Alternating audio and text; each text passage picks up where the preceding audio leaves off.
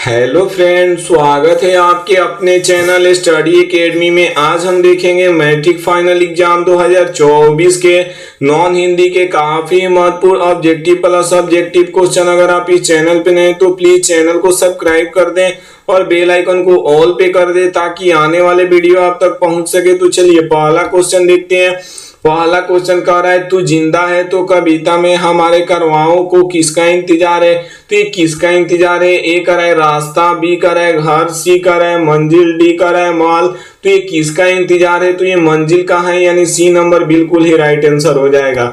चलिए अगला क्वेश्चन देखते हैं। 2 नंबर क्वेश्चन क्या कह रहा है? तू जिंदा है तो कविता में कवि है। तो ये कौन कवि है? ए कर रहा है शंकर शैलेंद्र, बी कर रहा है मोहम्मद इकबाल, सी कर रहा है कबीर दास, डी कर रहा है बिहारी। तो ये कौन है? तो ये शंकर शैलेंद्र है, यानी ए नंबर बिल्कुल ही राइट आंसर हो जाएगा। चलिए अगला क्वेश्चन देखते हैं। 3 नंबर क्वेश्चन क्या कह रहा है? तू जिंदा है तो शीर्षक पाठ में गद्य में कौन सी विद्या है। तो ये कौन सी विद्या है? ए कर रहा है कविता, बी कर रहा है रेखा चित्र, सी कर रहा है कहानी, डी कर रहा है डायरी। तो ये क्या है बाबू? तू जिंदा है तो जिंदगी। तो ये क्या है बाबू? तो ये कविता है, यानी ए नंबर बिल्कुल ही राइट आंसर हो जाएगा। चलिए अगला क्वेश्चन देखते हैं। 4 नंबर क्वेश्चन कह रहा है तू जिंदा है तो कविता में जीवन को कौन सा दृश्य प्रस्तुत किया गया है। तो ये कौन सा दृश्य प्रस्तुत किया गया है? ए कह रहा है गहरे जीवन रगा का, बी कह रहा है उत्साह का, सी कह रहा है गहरे जीवन रागा एवं उत्साह का, डी कह रहा है इनमें कोई नहीं है। तो ये क्या है बाबू? तो ये गहरे जीवन रागा एवं उत्साह का है, यानी सी नंबर बिल्कुल ही राइट आंसर हो जाएगा। चलिए अगला क्वेश्चन देखते हैं। 5 नंबर क्वेश्चन क्या कर रहा है? तू जिंदा है तो कविता में जीवन की किस पक्ष का वर्णन है। तो ये किस पक्ष का वर्णन है? ए कह रहा है आशावादी, बी कह रहा है समयवादी, सी कह रहा है निराशावादी, डी कह रहा है प्रेरणावादी। तो ये क्या है बाबू? तो ये प्रेरणावादी है, यानी डी नंबर बिल्कुल ही राइट आंसर हो जाएगा। चलिए अगला क्वेश्चन देखते हैं। 6 नंबर क्वेश्चन कर रहा है कवि मनुष्य को कैसा जीवन जीने की प्रेरणा देता है। तो ये कैसा जीवन जीने की प्रेरणा देता है? ए कर रहा है हौसले और उत्साहपूर्ण, बी कर रहा है अतीत को याद कर, सी कर रहा है मौत से डर डर कर, डी कर रहा है समय का सदुपयोग कर। तो ये क्या होता है?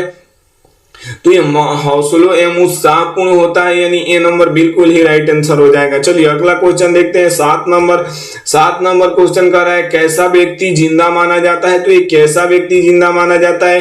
ए कर रहा है निराशा रहित, बी कर रहा है घमंडी, सी कर रहा है स्वाभिमानी, डी कर रहा है आलसी। तो कैसा व्यक्ति जिंदा माना जाता है? तो ये स्वाभिमानी व्यक्ति जिंदा माना जाता है, यानी सी नंबर बिल्कुल ही राइट आंसर हो जाएगा। चलिए अगला क्वेश्चन देखते हैं। 8 नंबर क्वेश्चन क्या कर रहा है? कवि शंकर शैलेंद्र तू जिंदा है तो कविता में देशवासियों को संगठित होने की बात करते हैं। तो ये क्यों करते हैं? ए कह रहा है आजादी प्राप्ति के लिए, बी कह रहा है जुलूस निकालने के लिए, सी कह रहा है धरती को स्वर्ण जैसा सुंदर बनाने के लिए, डी कह रहा है इनमें कोई नहीं। तो ये कैसा जीवन क्यों संगठित होने की बात करते हैं? तो ये धरती को स्वर्ग जैसा सुंदर बनाने की बात करते हैं, यानी सी नंबर बिल्कुल ही राइट आंसर हो जाएगा। चलिए अगला क्वेश्चन देखते हैं। 9 नंबर क्वेश्चन काफी महत्वपूर्ण है। विनाश के बाद क्या होता है? तो ये क्या होता है? ए कर रहा है नवनिर्माण होता है, बी कर रहा है जन्म होता है, सी कर रहा है केवल अवशेष बचते हैं, डी कर रहा है सभी खुशी हो जाते हैं। तो ये विनाश के बाद अगर कोई भी चीज विनाश होता है तो उसका पुनर्निर्माण यानी नवनिर्माण होता है, यानी ए नंबर बिल्कुल ही राइट आंसर हो जाएगा। चलिए अगला क्वेश्चन देखते हैं। 10 नंबर क्वेश्चन क्या कर रहा है? स्वराज का अर्थ है तो स्वराज का क्या अर्थ होता है? ए कर रहा है राज्य, बी कह रहा है आजादी, सी कर रहा है परतंत्र, डी कर रहा है अपना राज्य। तो स्वराज के बाद क्या होता है? तो ये अपना राज्य होता है, यानी डी नंबर बिल्कुल ही राइट आंसर हो जाएगा। चलिए अगला क्वेश्चन देखते हैं। 11 नंबर क्वेश्चन कह रहा है कमल को कोमल डंठल को कहते हैं। तो ये क्या कहते हैं बाबू? ए तो इसको कहते हैं मीडल कहते हैं, यानी ए नंबर बिल्कुल ही राइट आंसर हो जाएगा। अब देखते हैं मोस्ट वीवीआई सब्जेक्टिव क्वेश्चन। तो चलिए देखते हैं पहला क्वेश्चन क्या कह रहा है। पहला क्वेश्चन कह रहा है सब्जेक्टिव का हामिद मिठाई या खिलौने के बदले चिमटा पसंद करता है। तो क्यों करता है बाबू? तो इसका उत्तर हो जाएगा हामिद मिठाई या खिलौने के बदले चिमटा पसंद करता है क्योंकि रोटी सेकते समय दादी की उंगलियां जल जाती थी। अगर वह चिमटा ले जाकर देगा तो उसकी उंगलियां नहीं जलेगी। मिठाई या खिलौने क्षणिक मतलब होता है कुछ पल भर के लिए खुशी देने वाले हैं, इसलिए उन्हें चिमटा ही पसंद किया। तो चलिए अगला क्वेश्चन देखते हैं। 2 नंबर को सब्जेक्टिव का क्वेश्चन क्या कर रहा है?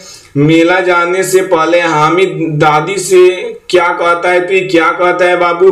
मेला जाने से पहले हामिद दादी से कहता है अब कि अम्मा तू बिल्कुल ना डरना, मैं सबसे पहले मेला देखकर आऊंगा। तो साथ में आप लोग को ये भी याद रखना होगा 2 नंबर आंसर।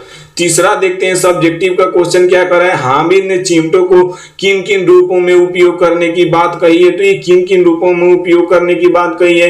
तो हामिद ने चिमटों को बंदूक, खंजरी, बहादुर, शेर के रूपों में उपयोग करने की बात कही है। जैसे कंधे पर रखो तो बंदूक हो गई, हाथ में लिया तो फकीरों का चिमटा हो गया, या मंजीरिया के काम भी आ सकता है। तो ये भी याद रखना होगा, ये बोर्ड एग्जाम में पूछा हुआ क्वेश्चन है। चलिए अगला क्वेश्चन देखते हैं। 4 नंबर क्वेश्चन भी पूछा हुआ है बोर्ड में। ईद के दिन आमीना क्यों उदास थी? तो ये क्यों उदास थी बाबू? तो इसका उत्तर हो जाएगा ईद के दिन आमीना अपने बेसहारापन तथा आर्थिक दुर्दशा के कारण उदास थी। वह सोच रही थी कि अपने अनाथ पोते को ईद के पर्व के अवसर पर मेला जाने के लिए पैसे कहां से देगी, क्योंकि उसके घर पे एक दाना भी नहीं था। तो साथ में आप लोग को ये भी याद रखना होगा सब्जेक्टिव। अब देखते हैं 5 नंबर। चिमटा देकर आमीना के मन में कैसा भाव जाएगा? तो ये कैसा भाव जाएगा? तो इसका उत्तर हो जाएगा चिमटा देकर आमीना के मन में क्रोध तथा स्नेह का भाव जगा। उसने छाती पीट कर कहा, बेसमझ लड़का को तुमने कुछ खाया पिया नहीं। लेकिन हामिद की बात सुनकर उसके क्रोध स्नेह में बदल गया। तुम्हारी उंगलियां तवे से जल जाती है, इसलिए मैंने चिमटा खरीद लाया। इसका मन गदगद हो गया। ये बच्चे ने कितना त्यागा है। चलिए ये भी याद रखना होगा। 6 नंबर क्वेश्चन देखते हैं सब्जेक्टिव का। 6 नंबर क्वेश्चन कर रहा है मेले में मिठाई खरीदने से पहले हामिद के मन में कौन कौन से विचार आए? तो वर्णन करे। तो इसका उत्तर हो जाएगा मेले में चिमटा खरीदने से पहले हामिद को खिलौने खरीदने तथा मिठाई खाने के विचार आए, लेकिन उसके पास 3 पैसे थे, इसलिए इन चीजों को खरीदने का विचार छोड़कर वह लोहे के दुकान पर गया। वहां चिमटा देख उसमें ख्याल आया कि दादी के पास चिमटा नहीं है। तवे से रोटियां सेकते उतारते समय हाथ जल जाता है। अगर वह चिमटा ले जाकर देगा तो दादी की उंगलियां नहीं जलेगी। तो साथ में आप लोग को ये भी याद